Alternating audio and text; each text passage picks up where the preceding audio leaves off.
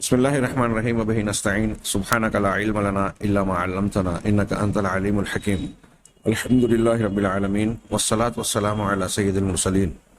وعلى آله وصحبه أجمعين ومن تبعهم بإحسان إلى يوم الدين. أعوذ بالله من الشيطان الرجيم. بسم الله الرحمن الرحيم. آمن الرسول بما أنزل إليه من ربه والمؤمنون كل آمن بالله وملائكته وكتبه ورسله لا نفرق بين أحد من رسله وقالوا سمعنا وأطعنا غفرانك ربنا وإليك المصير لا يكلف الله نفسا إلا وسعها. سامعین کرام، ہم لوگ ایمان کی بنیادوں سے متعلق ان آیتوں کے ضمن میں تفصیلات جان رہے ہیں. آمن الرسول بما انزل الیہ من ربہ والمؤمنون کل آمن باللہ وملائکتہ وکتبہ. انبیاء، نبی اور تمام مومنین یہ سب کے سب ایمان لائے اللہ پر، اس کے فرشتوں پر اور اس کی کتابوں پر. فرشتوں پر ایمان سے متعلق تفصیلی گفتگو ہو چکی. اب ہم آگے بڑھ رہے ہیں کہ ہر ایک ایمان لایا اس کی کتابوں پر. ایمان بالکتب، یہ ایمان کی بنیادوں میں سے ایک بنیاد یا ارکان ایمان میں سے ایک رکن ہے. تیسرا رکن اسے کہا جاتا ہے. اللہ پر ایمان، دوسرا فرشتوں پر ایمان اور تیسرا کتابوں پر ایمان. ایمان بالکتب سے متعلق بھی بعض تفصیلات کا، جیسا کہ یہ رکنیت کی اور بنیاد کی حیثیت رکھتا ہے، اس بنیاد پر ہر مسلمان کو اس سے متعلق ضروری تفصیلات جاننا چاہیے اور اسی کو بیان کرنے کی ہم اپنے دروس میں کوشش کریں گے. آئیے اس کے معنی اور مفہوم کو پہلے دیکھیں. ایمان کا مطلب ہم لوگ پہلے پڑھ چکے ہیں. کتب، ایمان بالکتب، کتب کا کیا معنی؟ یہ کتاب کی جمع ہے اور کاف تے بے یہ تین حروف کا مادہ کسی چیز کو جمع کرنے کا مفہوم رکھتا ہے. کتاب کو ہم کسی نوشتے اور صحیفے کو عام طور سے کتاب کہتے ہیں. یہ گویا اس کے اوراق اکٹھا ہو کر اپنے اندر مضامین، جو چیز اس میں لکھی گئی ہے، ان کو اکٹھا کرتی ہے. چنانچہ اہل علم نے کہا کہ کتاب میں الفاظ اور حروف اور مصنف کے یا لکھنے والے کے کلام کو ایک خاص ترتیب کے ساتھ جمع کیا جاتا ہے. تو اس جمع اور ترتیب کو اکٹھا ہونے کو گویا کتاب کہا جاتا ہے. تو صحیفہ، اسے بھی کتاب کہا جاتا ہے، اور صحیفے کے اندر جو تحریر لکھی ہوئی ہے گویا مکتوب، اسے بھی کتاب کہا جاتا ہے. مکتوب پر بھی کتاب کا اطلاق ہوتا ہے. کتاب کا ایک معنی ہوتا ہے فرض، حکم اور قدر، یعنی کسی چیز کا فیصلہ کرنا، فرض کرنا، متعین کرنا. یہ لغوی معنی ہے. اس کا اصطلاحی یا شرعی معنی کیا ہے کہ اللہ عز و جل نے انبیاء کرام علیہم الصلاۃ والسلام پر اپنے کلام کی شکل میں جو اپنا کلام نازل کیا اور ایک خاص ترتیب کے ساتھ اسے لوگوں کے سامنے، امت کے سامنے بطور ہدایت کے اتارا، اسے الکتاب کہا جاتا ہے. کتاب آسمانی کتاب ہم اردو میں کہتے ہیں، اور عربی زبان میں جمع کرتے ہوئے کہتے ہیں الکتب السماویہ. آسمانی کتاب، سما آسمان کی طرف نسبت ہے. مراد یہ کہ اللہ تبارک و تعالیٰ آسمان کے اوپر ہے اور یہ کلام اس کا اللہ کا کلام ہے، اور وہ اپنے کلام کو اپنے انبیاء پر لوگوں کی ہدایت کے لیے نازل کرتا ہے. تو یہ جو جمع شدہ کتاب ہے جو آسمان سے نازل ہوئی، اس کو آسمانی کتاب کہتے ہیں، اور جمع کو کتب آسمانی یا آسمانی کتابیں کہا جاتا ہے. انہوں نے کہا کہ لفظی لغوی معنی اس کے اصطلاحی معنی کو واضح کر رہا ہے. تو اس کی تعریف کرتے ہوئے کہا ما جمع من کلام اللہ عز و جل فی الکتب مما انزل علی الانبیاء، کہ وہ مضامین، کلام جو اللہ عز و جل کے کلام سے کتابوں میں اکٹھا کیا گیا ہے، جس کو اس نے اپنے انبیاء پر نازل کیا. یہ خاص معنی کتاب کا گویا وحی الہی جب ہم کہتے ہیں تو اس میں ایک خاص تعین اور قید اور ایک حد بندی ہو گئی وحی عام ہے جس میں وہ وحی بھی شامل ہے جو لکھی جاتی ہے کتاب کی شکل میں، اور وہ وحی بھی شامل ہے جو لکھی نہیں جاتی، جس کو ہم سنت اور حدیث کے معنی سے جانتے ہیں۔ اللہ تبارک و تعالیٰ نے قرآن میں فرمایا وَيُعَلِّمُهُمُ الْكِتَابَ وَالْحِكْمَةَ کہ نبی کا ایک کام یہ ہے کہ وہ امت کے لوگوں کو، اپنے شاگردوں کو الکتاب کی تعلیم دیتے ہیں اور الحکمہ کی تعلیم دیتے ہیں۔ اب الکتاب معلوم یہ ہوا کہ الحکمہ کتاب سے الگ ہے، اور اسی لیے اہل علم علماء اور مفسرین نے کہا، ائمہ نے بتایا کہ الحکمہ سے مراد سنت ہے، اور جو سنت ہے قرآن کی تشریح ہے۔ اسی لیے قرآن نے خود کہا کہ انا علینا جمعہ وقرآنہ فاذا قرأناہ فاتبع قرآنہ ثم ان علینا بیانہ۔ اس قرآن کو ہم آپ کو دے رہے ہیں، اپنا کلام اور الفاظ بھی نازل کر رہے ہیں، پھر اس کا بیان بھی ہماری ذمہ داری ہے۔ اور اہل علم نے کہا بلکہ غور کریں تو اس الفاظ سے بالکل صاف ظاہر ہے کہ بیان قرآن کیا ہے۔ جو نبی کریم صلی اللہ علیہ وسلم نے امت کے حوالے کیا وہ آپ کی سنتیں اور حدیث ہے۔ قرآن خود کہہ رہا ہے کہ قرآن بھی اللہ کی طرف سے ہے اور بیان قرآن بھی اللہ کی طرف سے ہے، یعنی سنت اور حدیث، اور اسی کو الحکمہ کہا گیا۔ وما ينطق عن الهوى ان هو الا وحی یوحى۔ رسول اپنی خواہش اور اپنے دل سے، اپنے جی سے بات نہیں کرتے، بلکہ یہ وحی ہوتی ہے جو اللہ کی طرف سے ان پر نازل کی جا رہی ہے۔ تو اب یہ وحی جو سنت کی شکل میں ہے، یہ الکتاب کا اطلاق، اس پر الکتاب کا اطلاق نہیں ہوتا، لیکن جو قرآن ہم کہہ رہے ہیں کلام کی شکل میں بطور خاص الفاظ اور معنی کے ساتھ میں اللہ تبارک و تعالیٰ نے الفاظ کو جو نازل کیا حضرت جبرائیل علیہ الصلوۃ والسلام کے ذریعے، وہ ایک کتاب میں ترتیب وار درج ہے، لکھا ہوا اور جمع شدہ ہے۔ لہٰذا جب ہم کہتے ہیں الکتاب تو اس سے قرآن والی وحی مراد ہے، اور السنہ جو قرآن سے ہٹ کر دوسری وحی ہے۔ تو وحی کے معنی میں یہ دونوں چیزیں شامل ہیں، اور جب الکتاب کہا گیا تو اس میں اللہ کی کتاب، اور بعض مرتبہ آپ قرآن اور حدیث کے بعض عموم کو دیکھیں گے کہ سنت کو بھی کتاب کہا گیا ہے۔ ہاں، سنت کو بھی، جیسے اللہ کے رسول صلی اللہ علیہ وسلم سے جب زنا کے سلسلے میں بعض صحابہ نے کہا کہ اللہ کی کتاب کے مطابق فیصلہ کیجئے، تو آپ نے رجم کا فیصلہ کیا اور کہا کہ میں اللہ کی کتاب کے ذریعے ہی فیصلہ کروں گا۔ تو ایک عمومی یا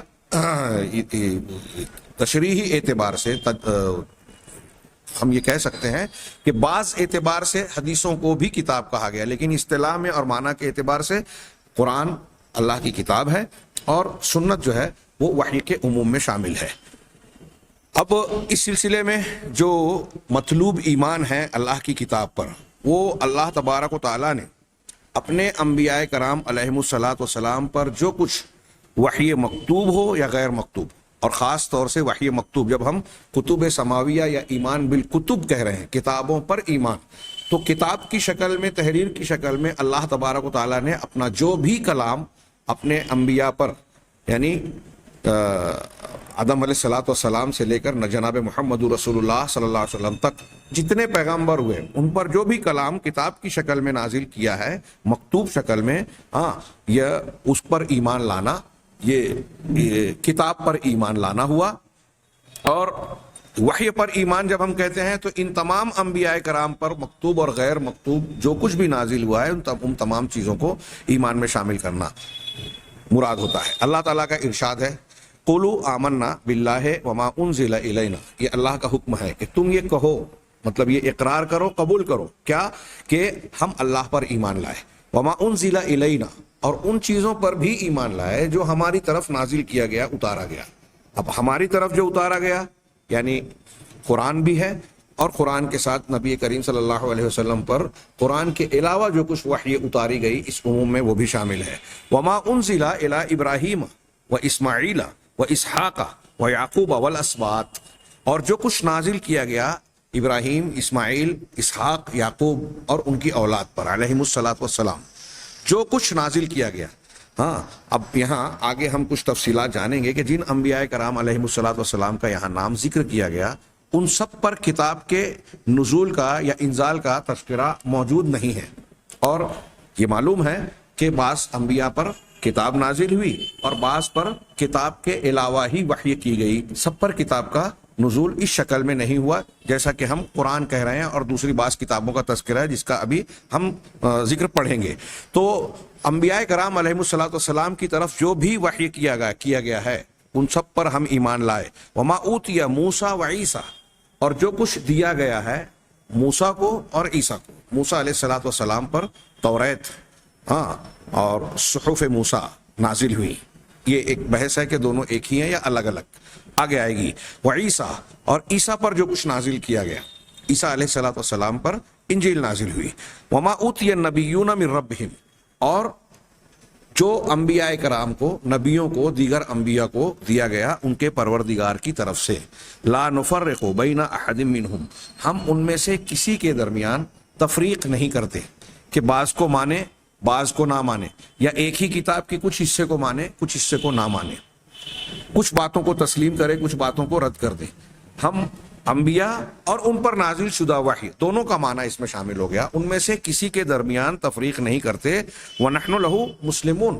اور ہم ان سب چیزوں کو، اس کو ماننے والے ہیں، اس کی فرما برداری کرنے والے ہیں. یہ ایمان بالکتب یا انبیاء سابقین پر نازل شدہ وحی الہی پر بھی ایمان لانے سے متعلق ایک صاف صاف نص ہوئی. اور جو آیت ہم پڑھ رہے ہیں جس کی تفسیر آمن الرسول بما انزل الیہ من ربہ والمؤمنون، اس میں بھی اس بات کا اظہار ہے کہ اللہ تبارک و تعالیٰ اپنے مومن بندوں کی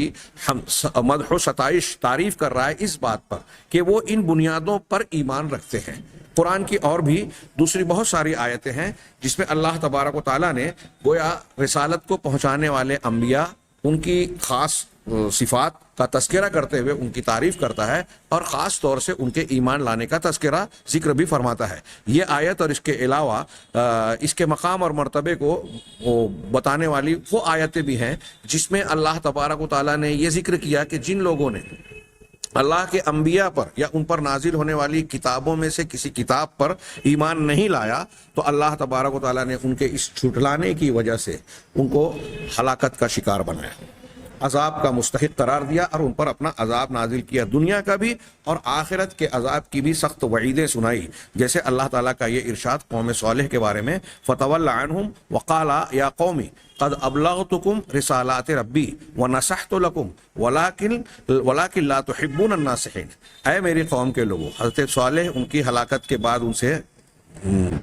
مڑ کر چلے، اور پھر ان سے کہا کہ اے میری قوم کے لوگوں، میں نے اپنے پروردگار کی رسالت اور اس کے پیغام کو، یعنی جو وحی اللہ نے نازل کی، اس کو تم تک پہنچا دیا اور تمہارے ساتھ بھلائی چاہی، نصیحت و خیر خواہی کی.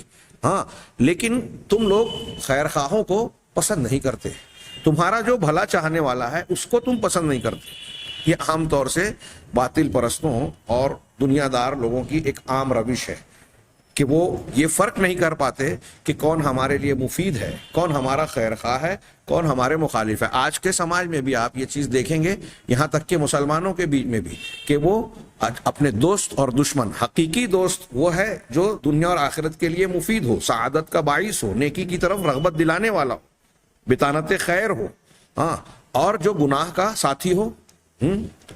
پارٹنر ان کرائم، یا گناہ کی طرف ترغیب دلانے والا ہو، یا جس کی صحبت میں انسان شریعت اور دین سے دور ہوتا ہو، گمراہی کا شکار ہوتا ہو، یا غلط کاموں پر مجبور ہوتا ہو،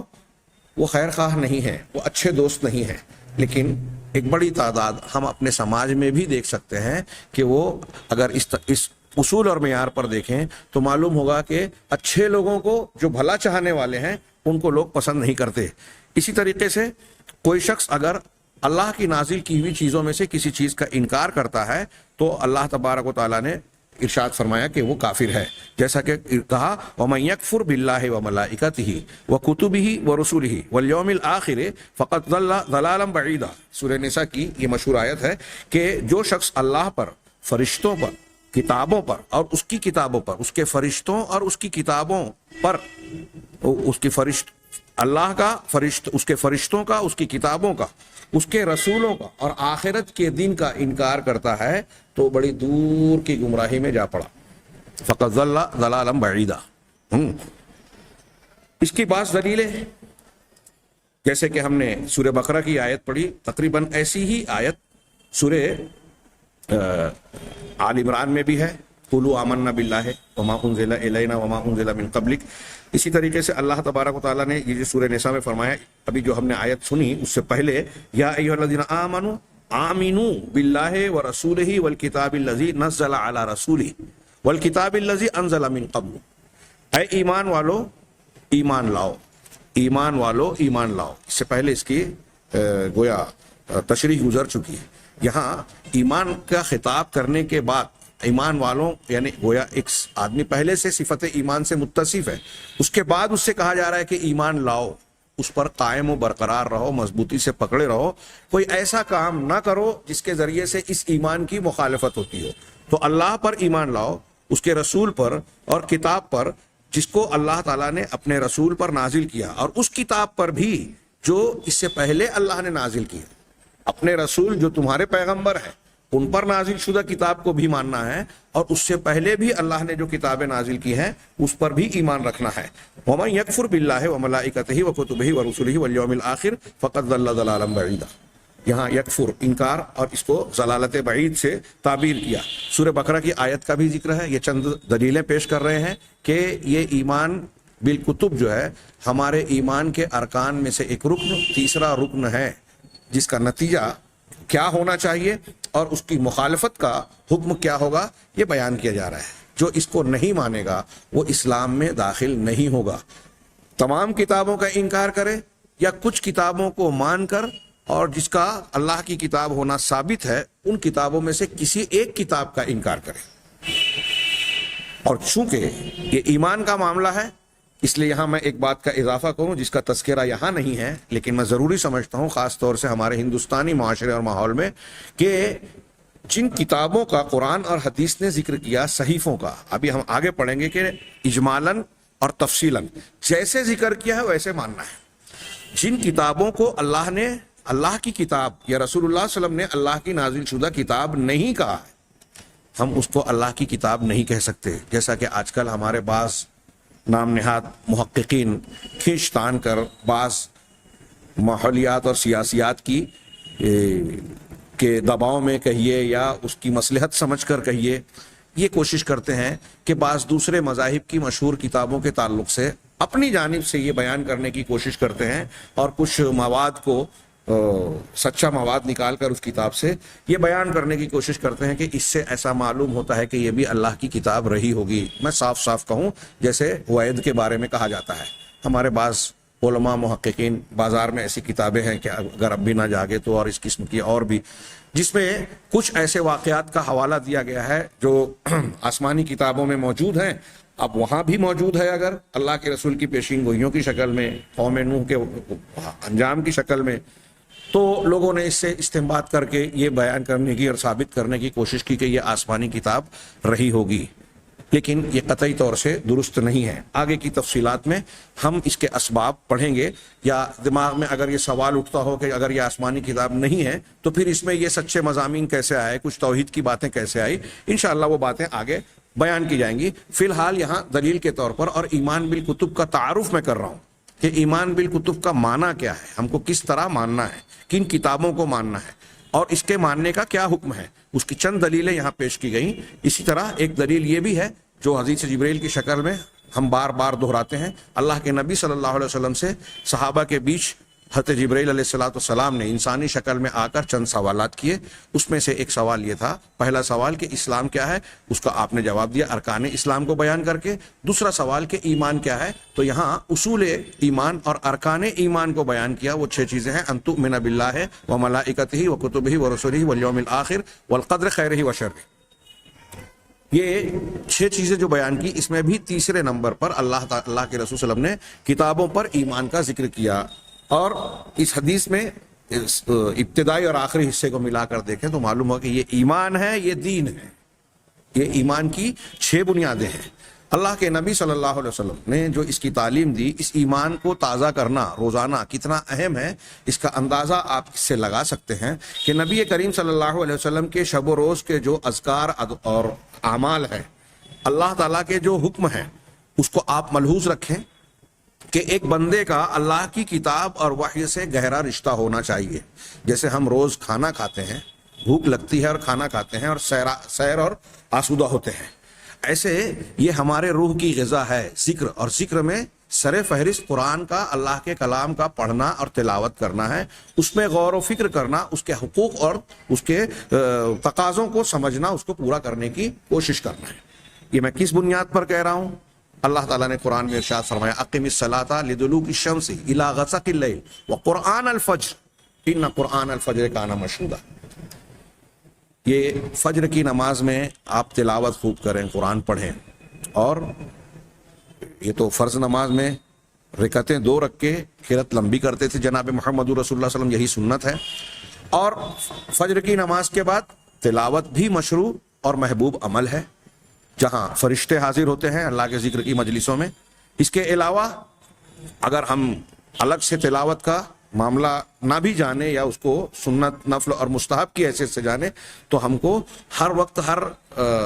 روز میں 5 وقت کی نمازیں پڑھنی ہیں، فرائض کے علاوہ سنن، نوافل، وتر، اور اگر ہم زائد پڑھتے ہیں تو تہجد وغیرہ، جتنی بھی نمازیں پڑھی جائیں گی، اس عبادت کا ایک اہم رکن ہے قرات، تلاوت قرآن۔ ہاں، قرآن کی تلاوت کے بغیر آپ کی نماز نہیں ہوگی۔ ہاں، فقرؤ ما تیسر من القرآن۔ ہاں، جب نماز پڑھنا ہے تو جو تم کو قرآن کا میسر ہو اس کو پڑھنا ہی ہے۔ بعض مفسرین کی بڑی مضبوط تفسیر کے مطابق ما تیسر سے مراد علی الاقل کم سے کم سورہ فاتحہ، یہ ہر کسی کو پڑھنا ہی ہے کہ جو میسر ہو۔ ہاں، اگر سورہ فاتحہ بھی نہیں آتی تو اللہ کے رسول صلی اللہ علیہ وسلم نے نئے مسلمانوں کو بعض اذکار بتائے، سبحان اللہ، الحمدللہ اور دوسرے اذکار ذکر کیے، لیکن قرآن کی تلاوت کرنی ہے اگر آپ کی استطاعت ہے تو۔ اس لیے اہل علم نے کہا کہ اتنا قرآن یاد کرنا، حفظ کرنا ہر مسلمان کے لیے ضروری ہے جتنے سے وہ نماز ادا کرے۔ چنانچہ ہر نماز میں ہم کو قرآن یعنی اللہ کی کتاب سے اپنے کو جوڑنا ہے، اس کے حقوق کو سمجھنا ہے۔ ہاں، سونے کا وقت ہو، ہاں، رات ہو جائے تو اللہ تبارک و تعالیٰ نے، ابھی ہم نے یہ آمن الرسول کی بھی فضیلت پڑھتے ہوئے کہا کہ جو شخص کسی رات میں یہ آیتیں، سورہ بقرہ کی 2 آیتیں پڑھ لے ہوئے تو وہ اس کے لیے ہر چیز سے کافی ہو جائے گی، وہ کافی ہو جائے گی اس کے لیے ہر مصیبت، پریشانی، تکلیف سے۔ یہ ہم نے شروع میں اس کے ان دروس کے آغاز میں پڑھا، سنا۔ اب آپ غور کیجئے کہ جب ہر رات میں کوئی بندہ ان آیتوں کو پڑھے گا بطور فضیلت اور اجر و ثواب کے حصول کے لیے، تو گویا وہ اپنے اس ایمان کی تجدید کرتا ہے، اس کو تازہ کرتا ہے کہ اللہ پر، اس کے فرشتوں پر، اس کے کتابوں پر، اس کے رسولوں پر اور آخرت کے دن وغیرہ پر ایمان لائے۔ اس میں یہ جو تذکرہ ہے کل آمن باللہ و ملائکتہ و کتبہ، جب یہ بندہ پڑھے گا، اور خاص طور سے اگر اس کو اپنے استحضاء قلب اور سوج ذہنی حضور کے ساتھ، ہاں،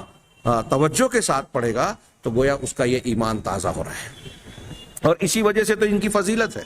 کہ اس ایمان کو تازہ کر کے بندہ اپنے آپ کو اس مقصد سے جوڑ دیتا ہے ہر روز، ہر رات، جس کے لیے اللہ نے اس کو پیدا کیا۔ جو چیزیں اللہ تبارک و تعالیٰ نے اس کے لیے ضروری قرار دی، ان کو وہ اختیار کر رہا ہے۔ اب اتنا ہی نہیں، جب بستر پر جائے تو نبی کریم صلی اللہ علیہ وسلم نے جو اذکار اور دعائیں سکھائی ہیں ان میں سے ایک دعا یہ ہے، بخاری شریف کی، اللہ کے رسول صلی اللہ علیہ وسلم نے غالباً براء ابن عازب رضی اللہ تعالیٰ عنہ کو کتاب الطہارہ کے آخر میں آپ نے ذکر کیا، اور اس کی ترتیب کی بڑی حکمتیں بھی بیان کی اہل علم نے، کہ جب تم بستر پر آؤ اور وضو کر کے داہنی کروٹ لیٹو اور یہ دعا پڑھو، اللہم اسلمت نفسی الیک وفوضت امری الیک والجأت ظہری الیک رغبتا ورہبتا الیک لا ملجأ ولا منجا منک الا الیک آمنت بکتابک الذی انزلت وبنبیک الذی ارسلت۔ غور کیجئے، یہاں اپنے آپ کو بندہ اللہ کے حوالے ہر اعتبار سے کرنے کی بات کر رہا ہے، اور اس کی فضیلت یہ بتائی کہ اگر آپ نے یہ پڑھا اور اس کے بعد آپ سو گئے اور اسی حالت میں موت ہو گئی تو آپ فطرت پر آپ کی وفات ہوگی، جاہلیت پر نہیں، ایمان پر جائیں گے۔ تو اس جملے میں جہاں بندہ اللہ کے سامنے اپنی سپردگی کا اظہار کر رہا ہے، ہاں، میں نے اپنے نفس کو تیرے حوالے کیا، اپنی پیٹھ کو تیرے جناب میں ٹیکا، اپنے معاملے کو تیرے حوالے کیا، تیرے سوا کوئی بچنے کی جگہ نہیں ہے، نجات کی کوئی جگہ نہیں ہے، ہاں، میں تیری ہی طرف رجوع کر رہا ہوں، ڈرتے ہوئے بھی اور رغبت رکھتے ہوئے بھی۔ اللہ سے ڈر کر بندہ اللہ ہی کی طرف بھاگے گا، ہاں، رغبتا و رہبتا، لا ملجأ ولا منجا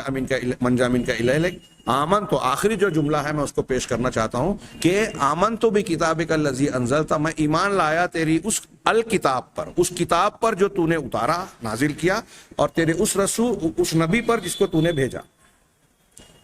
ہر رات کو سونے کے وقت اس ایمان کو تازہ کرنے کی تعلیم دی رسول اللہ صلی اللہ علیہ وسلم نے، اور صرف اسی میں نہیں بلکہ کتابوں کا واضح ذکر کیا۔ سونے کے وقت کے اذکار میں اللہ کے نبی صلی اللہ علیہ وسلم نے صحیح مسلم میں یہ دعا ہے، بڑی شاندار دعا، ہر مسلمان کو نہ صرف یاد کرنا چاہیے بس بلکہ اس پر عمل کرنا چاہیے کہ جب بستر پر جائے تو یہ دعا پڑھے، اللہم رب السماوات ورب الارض ورب العرش العظیم۔ ہاں اے اللہ، آسمانوں کے مالک، ہاں زمین کے مالک اور عرش عظیم کے مالک، ربنا ورب کل شیء، ہاں ہمارے پروردگار، ہمارے مالک اور پروردگار، اور کائنات کی ہر چیز کے، ہر مخلوق کے مالک پروردگار، ہاں فالق الحب والنوا، گٹھلی اور بیج کو پھاڑنے والے۔ بڑی جامع اور شاندار دعا ہے، اس پہ اگر درس ہو تو تفصیلی گفتگو کی جائے گی، فی الحال ہم اس میں جائیں گے تو ہمارا وقت چلا جائے گا۔ اصل جو مقصود ہے اسے بیان صرف کرنا چاہتا ہوں کہ آگے جو اللہ نے اس کے بعد والا جملہ رسول اللہ صلی اللہ علیہ وسلم نے بتایا کہ وہ منزل، دونوں الفاظ ضبط کیے گئے ہیں، منزل اور منزل، ہاں ومنزل التوراۃ والانجیل والفرقان، اور تورات، انجیل اور فرقان کو نازل کرنے والے، اتارنے والے پروردگار، یعنی بیج اور ساری چھوٹی بڑی مخلوقات کا پروردگار ہے ہمارا، اور ساری کائنات کی ہر چیز کا مالک ہے۔ پھر فالق الحب والنوا، یہ انسان کی یا جانوروں کی، حیوانات کی غذا کی بنیاد ہے کہ بیج اور گٹھلی پھٹتی ہے تو پیڑ پودے، پھل پھول، اناج، غلے پیدا ہوتے ہیں، اس سے زندگی کی گاڑی چلتی ہے۔ تو یہ جسمانی زندگی کی گاڑی اور نشو و نما اس سے ہوتی ہے، حب و نوا سے، اور اللہ کی کتاب اللہ نے جو نازل کی اس سے روحانی زندگی کی گاڑی چلتی ہے، روح کو ہدایت ملتی ہے۔ وَمُنزِلَ التَّوْرَاةِ وَالْإِنْجِيلِ وَالْفُرْقَانِ أَعُوذُ بِكَ مِنْ شَرِّ كُلِّ شَيْءٍ أَنْتَ آخِذٌ بِنَاصِيَتِهِ، ہاں کہ میں تیری پناہ میں آتا ہوں، ہاں ہر اس چیز کے شر سے جس کی پیشانی تیرے ہاتھ میں ہے، تو پکڑنے والا ہے۔ اللہم انت الاول فلیس قبلک شیء، آخر تک دعا ہے۔ اس میں مقصود یہ پیش کرنا ہے کہ دیکھیے نبی کریم صلی اللہ علیہ وسلم ہر رات کے سونے کے وقت کے اذکار میں اس ایمان کو گویا تازہ کرنے کی تعلیم دی کہ بندہ اللہ سے یہ عہد و پیمان تازہ کرے، تجدید کرے کہ تو توریت، انجیل اور قرآن کا، فرقان کا نازل کرنے والا ہے، گویا میں یہ مان رہا ہوں کہ تو نے اسے نازل کیا۔ ایمان بالکتب سے متعلق یہ چند دلیلیں ہیں، اس کی کیا اہمیت ہے، یہ دو چار اقوال میں پیش کر رہا ہوں موسوعہ کے حوالے سے، کہ علامہ ابن بطہ رحمہ اللہ نے فرمایا کہ اسی طرح وَكَذَلِكَ وُجُوبُ الْإِيمَانِ وَالتَّصْدِيقِ بِجَمِيعِ مَا جَاءَتْ بِهِ الرُّسُلُ مِنْ عِنْدِ اللَّهِ، اسی طرح ان تمام چیزوں پر جو پیغمبروں نے اللہ کے پاس سے لا کر امتوں کے سامنے پیش کیا، جو سارے پیغمبر لے کر آئے، ان تمام پر ایمان رکھنا اور ان کی تصدیق کرنا واجب ہے، اور ان تمام چیزوں پر ایمان رکھنا جس کو اللہ تبارک و تعالیٰ نے کہا ہے، اللہ کا کلام ہے، قول ہے۔ ابھی ہم آگے اس کو پڑھیں گے کہ یہ اللہ کا کلام، اللہ کی صفت ہے، ہاں فہو حق لازم، یہ حق کے لازم ہے، ضروری حق ہے۔ اگر آگے ابن بطہ جو کہہ رہے ہیں، اور اسی جملے کے لیے میں نے اسے نقل کیا کہ اگر کوئی آدمی تمام رسولوں کی لائے ہوئی تمام چیزوں پر ایمان لائے، تمام باتوں کو تسلیم کرے، سوائے ایک چیز کے، کسی ایک چیز کا انکار کر دے وے، حالانکہ اس کے سامنے یہ بات واضح ہے، اس میں فرق کرنا چاہیے کہ ایک شخص تعویلاً کوئی چیز کو رد کر رہا ہے، بنیادی طور سے انکار نہیں کرتا، تعویل کرتا ہے، تو دونوں میں فرق ہوگا۔ ایک شخص کے علم میں نہیں ہے، بغیر علم کو وہ نہیں مان رہا ہے، تو یہ بھی فرق ہوا۔ ایک شخص کو علم ہے، یہ قرآن کا حصہ ہے، یہ حدیثوں میں موجود ہے، ثابت ہے، صحیح ہے، اگر ثابت اور صحیح جاننے کے باوجود کوئی ایک چیز کو اگر کوئی شخص رد کر رہا ہے، تو کہہ رہے ہیں کہ اس ایک چیز کو رد کر دینے سے وہ تمام علماء کے نزدیک بالاتفاق، کسی کا اس میں اختلاف نہیں ہے، وہ کافر ہو جائے گا، اسلام سے خارج ہو جائے گا۔ شیخ الاسلام علامہ ابن تیمیہ کہتے ہیں کہ وقد اتفق المسلمون علی ما هو معلوم بالاستقرار من دین الاسلام، کہ مسلمان سارے کے سارے اس بات پر متفق ہے، اس بات پر جو کہ دین اسلام سے اضطراراً، بداہتاً، یعنی بغیر کسی ہیچ پیچ کے، مشکل کے، آسانی سے معلوم ہے کہ یہ دین کی بنیاد اور ایک حصہ ہے۔ کیا؟ وَهُوَ أَنَّهُ يَجِبُ الْإِيمَانُ بِجَمِيعِ الْأَنْبِيَاءِ وَالْمُرْسَلِينَ وَبِجَمِيعِ مَا أَنزَلَ اللَّهُ مِنَ الْكُتُبِ، کہ ایمان رکھنا تمام انبیاء اور رسولوں پر، اور ایمان رکھنا ان تمام کتابوں پر جو اللہ تبارک و تعالیٰ نے اپنے ان انبیاء اور پیغمبروں پر نازل کیا۔ یہ دین کی ایسی بات ہے جو اضطراراً، آسانی سے، بغیر کسی غور و فکر کے واضح طور سے معلوم ہے، اور اس پر علماء کا اتفاق ہے کہ یہ ہمارے ایمان کی بنیادوں میں سے ایک بنیاد ہے۔ علامہ ابن کثیر نے کہا کہ اللہ تبارک و تعالیٰ نے مومنوں کی اس جانب رہنمائی کی ہے کہ رسول اللہ صلی اللہ علیہ وسلم، محمد صلی اللہ علیہ وسلم کے ذریعے سے جو کچھ اللہ تبارک و تعالیٰ نے امت پر ان کو دیا ہے، محمد صلی اللہ علیہ وسلم پر نازل کیا ہے، اس کو تفصیلی طور پر مانیں، ایمان رکھیں، اور اس چیز پر جو انبیاء متقدمین پر نازل کیا گیا ہے اس کو اجمالی طور پر مانیں۔ ہم توریت انجیل کو کہتے ہیں کہ وہ اللہ کی کتاب ہے، اب اس کی تفصیلات کیا ہے یا اس کے اندر مضامین کیا ہے اس کے ہم مکلف نہیں ہیں تفصیلاً۔ قرآن کو تفصیلاً ماننا یا اس کی بنیادوں کو جو ضروری ہے ان چیزوں کو ماننا ہمارے لیے لازم ہے۔ اسی طرح اللہ تعالیٰ نے رسولوں میں سے بھی کچھ لوگوں کے نام بیان کر کے متعین شکل میں بیان کیا، اور کچھ لوگوں کا اجمالی ذکر کیا، تو جن کو مفصل بیان کیا ہے ان کو مفصل طریقے سے ماننا، ایمان رکھنا، اور جن کو اجمالاً بیان کیا ہے ان کو اجمالی طور سے ماننا، تسلیم کرنا لازمی ہے، فرض ہے۔ ان میں سے کسی کے درمیان تفریق نہیں کی جائے گی، بلکہ یہ اہل ایمان تمام لوگوں پر ایمان یقین رکھتے ہیں۔ یہاں میرے سامنے جو مذکرہ ہے اس میں کچھ تفصیلی گفتگو ہے، لیکن موضوع کے تحت کے واسطے سے میں یہاں یہ تذکرہ کرنا چاہتا ہوں اجمالی طور پر کہ ایک درس میں، پہلے درس میں اجمالی طور پر یہ بات آ جائے کہ جب ہم کتابوں پر ایمان رکھتے ہیں تو کتابوں پر ایمان رکھنے میں کیا کیا باتیں شامل ہیں۔ تو چند پہلوؤں کا تذکرہ نکات کی شکل میں جو انہوں نے کیا ہے 8 باتوں کا، میں اسے آج کے درس میں بیان کرنا چاہتا ہوں، اور اگلے کچھ دروس میں، چند دروس میں ہم ان میں سے بعض چیزوں کی کچھ تفصیلات پڑھیں گے جن تفصیلات کا جاننا ضروری ہے، اور جن تفصیلات کے سلسلے میں امت کے کچھ افراد اور کچھ گروہ گمراہی کا شکار ہو گئے، غلط راستوں پر چلے گئے۔ چنانچہ انہوں نے کہا کہ ایمان بالکتب یہ متعدد امور پر مشتمل ہے۔ پہلا معاملہ، یہاں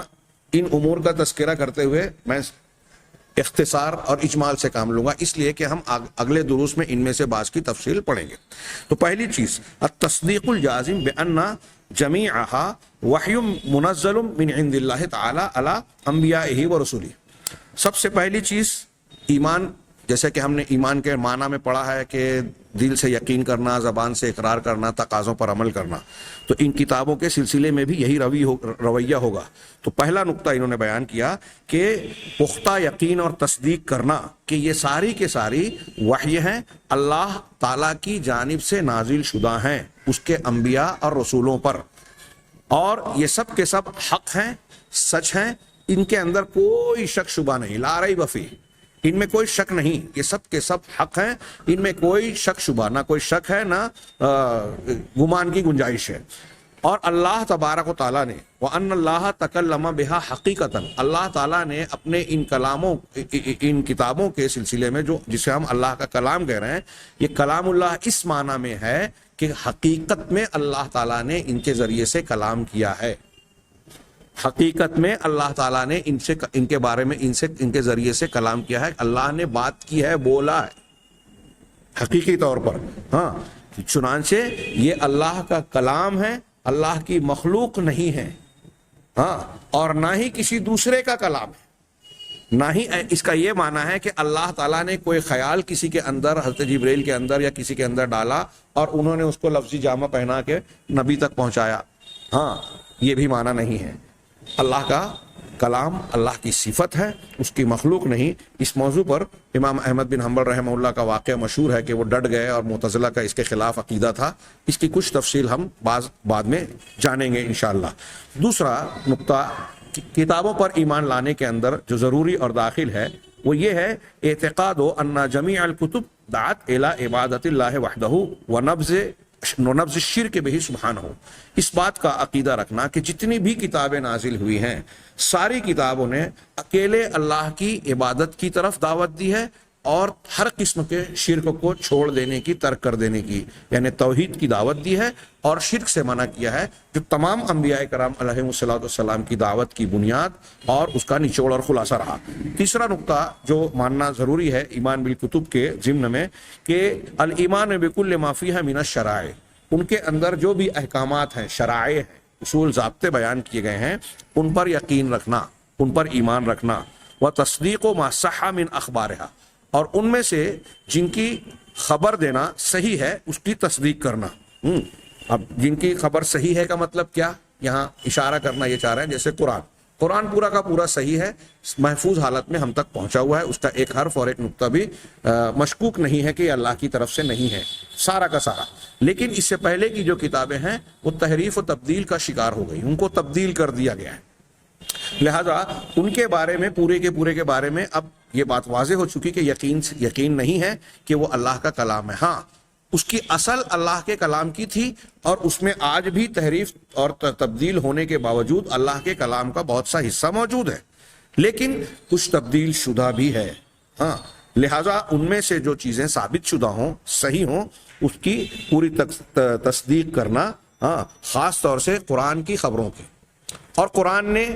اپنے سے پہلے کی کتابوں کی جن چیزوں کی تصدیق کر دی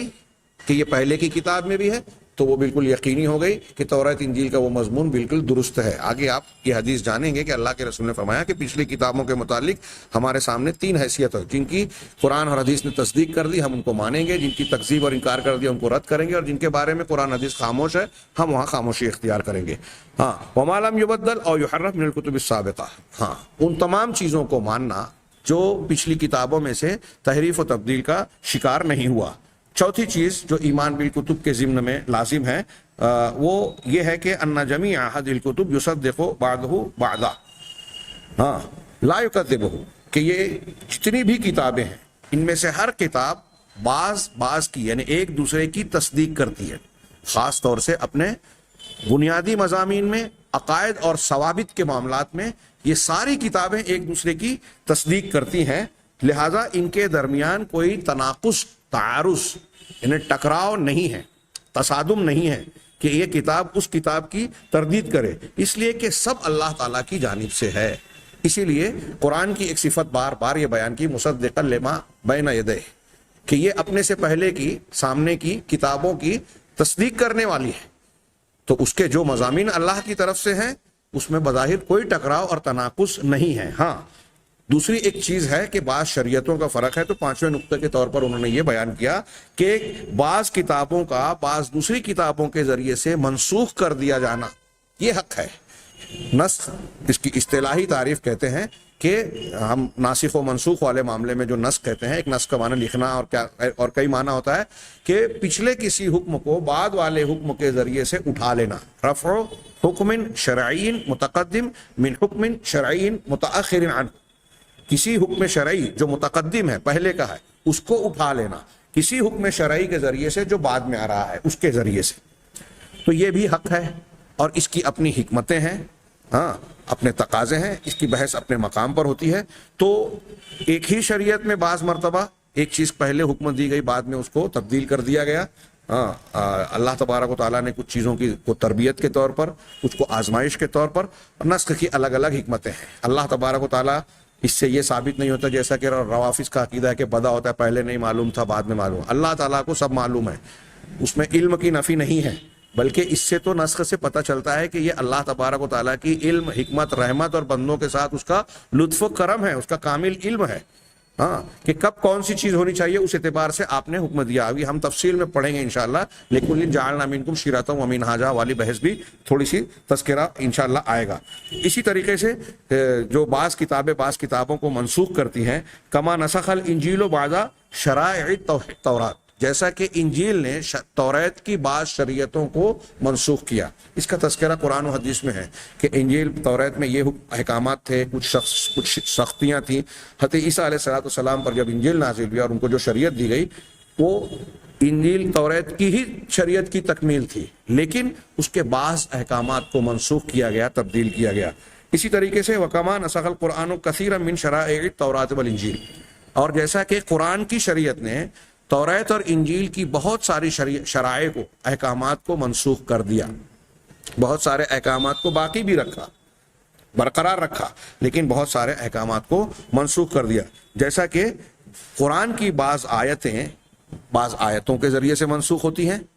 اب اس کے نسخ میں ایک لمبی بحث ہے، یا اس کے کچھ مقامات پر بعض آیتیں عام معنی دیتی ہیں اور دوسری آیت خاص معنی دیتی ہے، تو اس عام کی اس خاص آیت کے ذریعے سے تخصیص ہوتی ہے، یا کہیں ایک جگہ مجمل ہے تو اس کی کچھ دوسری کتاب و سنت کی دلیلیں اس کی تفصیل بیان کرتی ہیں۔ تو یہ ساری چیزیں حق ہے، ان ساری چیزوں کو ماننا ایمان بالکتب کے دائرے میں داخل ہے، اس میں شامل ہے۔ چھٹی چیز کہ اللہ تبارک و تعالیٰ نے پچھلی کتابوں میں سے جن کتابوں کا نام لے کر ہمیں ذکر کیا ہے ان کو اجمالاً ماننا، اجمالی طور پر، اور اجمالی امور میں اجمالاً ماننا اور تفصیلی امور میں تفصیلاً ماننا۔ ہم اگلے دروس میں یہ تفصیل پڑھیں گے کہ کچھ پچھلی کتابوں کی کچھ باتیں ہم کو نہیں بتائی گئی، سرسری طور سے ذکر کی گئی تو ہم اس کو ویسے ہی مان لیں گے۔ کچھ باتوں کو قرآن و حدیث نے وضاحت سے بتایا کہ یہ باتیں قرآن و توریت اور انجیل میں بھی ہیں، تو ان کو ویسے مانیں گے تو گویا ہم توریت اور انجیل کی تفصیل کے ساتھ وہ چیزیں مان رہے ہیں۔ تو جو تفصیلی ہیں ان کو تفصیلی طور پر، جو اجمالی ہیں ان کو اجمالی طور پر تسلیم کرنا، یقین رکھنا۔ ساتویں چیز جو ایمان بالکتب کے ضمن میں لازم ہے وہ یہ ہے کہ قرآن کریم یہ اللہ کے پاس سے نازل شدہ تمام پچھلی کتابوں اور شریعتوں کی ناسخ ہے۔ یہ ماننا ضروری ہے کہ اس کتاب کے نازل ہو جانے کے بعد پچھلی شریعتیں منسوخ ہو گئیں۔ آج کل ہمارے ہاں کچھ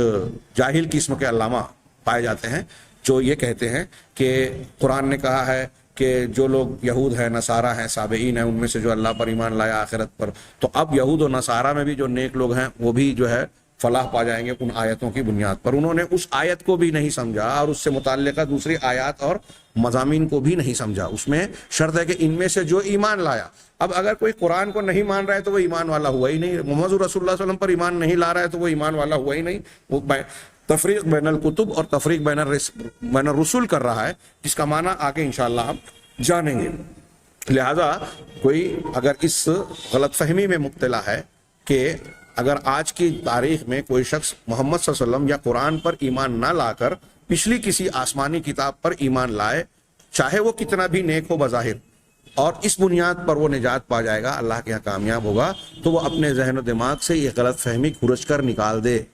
اس پر بے شمار دلیلیں، قرآن کی، حدیث کی، عقل و نقل کی بہت سی دلیلیں ہیں جو اس کو غلط ثابت کرتی ہیں۔ تو یہی انہوں نے کہا کہ یہ عقیدہ رکھنا ضروری ہے کہ قرآن کی شریعت نے پچھلی شریعتوں کو یا پچھلی کتابوں کو، احکامات کو منسوخ کر دیا ہے، اور یہ قرآن اپنی پچھلی کتابوں میں اللہ تبارک و تعالیٰ نے جتنی بھی کتابیں اپنے انبیاء اور پیغمبروں پر نازل فرمائی ہے، ان میں قرآن مجید جو ہے وہ سب سے عظیم، سب سے شرف والی اور سب سے زیادہ مکمل طور پر ہدایت دینے والی انسانوں کو کتاب ہے، کیونکہ یہ آخری زمانے میں آئی۔ اب انسان علم و تمدن میں جتنا بالغ ہو رہا ہے وہ اتنا قرآن کے لائق ہو رہا ہے، یا قرآن کے لائق ہونے کی یہ امت قابل تھی، اس لیے اس کو مکمل ترین شریعت دی۔ ظاہر سی بات ہے، یہاں آگے میں انشاءاللہ موقع رہا تو ایک اعتراض پر گفتگو کروں گا کہ بعض پنڈتوں نے یہ اعتراض کیا، اس پر کتابیں لکھی ہیں، آج بھی جو ہے سناتن دھرمی لوگ اس قسم کا اعتراض کرتے ہیں۔ مولانا ثناء اللہ امرتسری رحمہ اللہ نے اس کا بڑا پیارا جواب دیا کہ اگر ساری کتابیں آسمانی تھیں تو پھر ساری کتابوں کو محفوظ کیوں نہیں رکھا گیا؟ ساری کتابیں آسمانی تھیں تو ساری کتابیں قرآن کی طرح کامل کیوں نہیں ہیں؟ ساری کتابیں قیامت تک کے لیے چلنے والی کیوں نہیں ہیں؟ یہ محرف کیوں ہو گئی؟ اس قسم کا اعتراض کرتے ہیں کہ جیسے قرآن ہے ویسے توریت انجیل کیوں نہیں ہے، زبور کیوں نہیں ہے۔ اس کا جواب انشاءاللہ ہم آئندہ دروس میں بھی جانیں گے وہ بھی۔ تو یہ کہا کہ قرآن سب سے زیادہ ہدایت پر مشتمل ہے، سب سے مکمل ہے، والمہیمن علینا،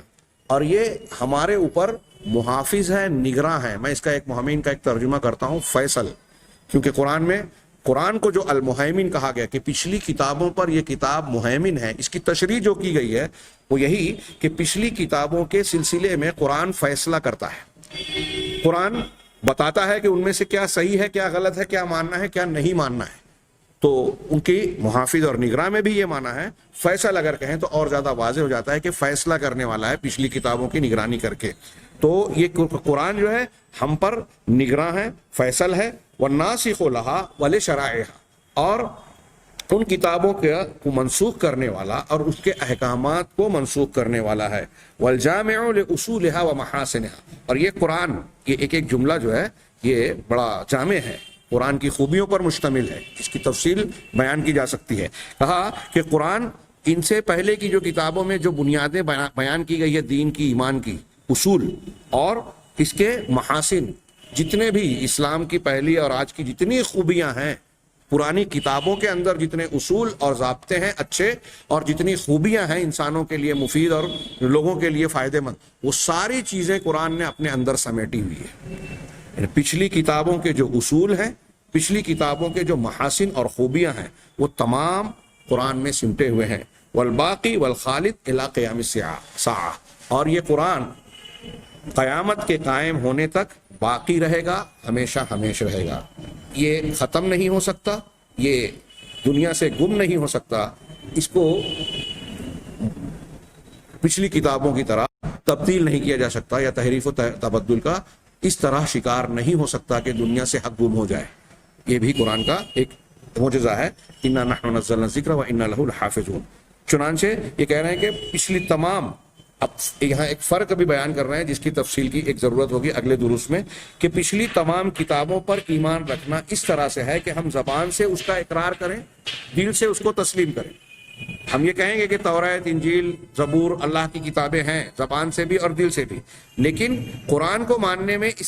اس ماننے سے تھوڑا سا اضافہ کرنا پڑے گا، اور ضروری ہے۔ اور کیا کہ رہا قرآن تو یہ اقرار اور ماننے کے ساتھ ساتھ اس کے احکامات کی اتباع پر بھی مشتمل ہے۔ قرآن کے احکامات پر عمل کرنا، اتباع کرنا، اس کو اپنی زندگی میں نافذ کرنا بھی ضروری ہے اس کے حقوق میں سے۔ توریت اور انجیل کا اب یہ معاملہ نہیں رہ گیا کہ ان کے احکامات پر ہم عمل کریں، لیکن قرآن کا اللہ کی کتاب ماننے کے ساتھ ساتھ یہ حق ہے، اور اس کے ایمان کا یہ لازمی جز ہے کہ ہم اس کی اتباع بھی کریں۔ آخری بات جو انہوں نے بیان کی موضوعہ میں وہ یہ ہے کہ انا کتب اہل الکتاب السابقہ للقرآن، کہ قرآن سے پہلے کی جو اہل کتاب کی کتابیں ہیں، یعنی توریت، زبور اور انجیل، ان کو تحریف میں، تبدیلی نے، تغییر نے اور کتمان نے گھیر رکھا ہے۔ اس کی کچھ تفصیلات آگے آئے گی۔ ان ہاتھوں نے ان کو تبدیل کر دیا ہے، چنانچہ ان میں سے کچھ چیزیں ایسی ہیں جو صحیح سالم نہیں ہیں، لہذا ان چیزوں کی جو قرآن اور حدیث کی روشنی میں معلوم ہوتا ہے کہ یہ توریت انجیل میں ہے، یا یہود و نصارہ آج اسے حضرت عیسیٰ علیہ السلام کا، حضرت موسیٰ علیہ السلام کا دین مانتے ہیں، ان کی کتاب کا حصہ مانتے ہیں۔ ابھی آپ تفصیل پڑھیں گے یا جانیں گے، جب یہودیت اور نصرانیت کی تاریخ پڑھیں گے تو یہ پتہ چلے گا کہ بھائی کہ انجیل میں بہت سارے ملحقات شامل کیے گئے۔ 4 انجیل جو ان کے یہاں اناجیل جو متداول ہیں، حالانکہ اناجیل جو ہے بے شمار ہیں، لیکن جو ان کے یہاں متداول ہے، خود ان میں ترتیب میں، مضمون میں اور الفاظ میں یکسانیت نہیں ہے، سب جدا جدا ہے۔ تو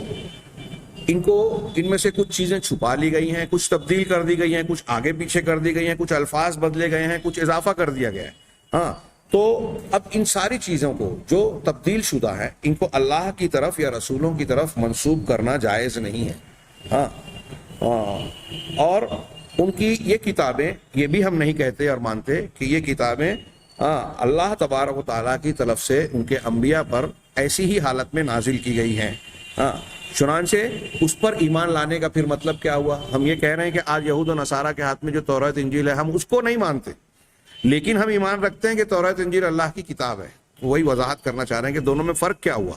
تو کہ اس کے اصول کو جو اللہ نے نازل کیا ہے اس کو ہم مانتے ہیں، اور بنیادی طور سے ہم یہ تسلیم کرتے ہیں کہ اللہ تبارک و تعالیٰ نے توریت کو، انجیل کو، زبور کو قرآن سے پہلے نازل کیا۔ آج جو توریت، انجیل، زبور موجود ہے وہ اپنی اصلی شکل میں اللہ تبارک و تعالیٰ کی جانب سے نازل کی ہوئی شکل میں موجود نہیں ہے۔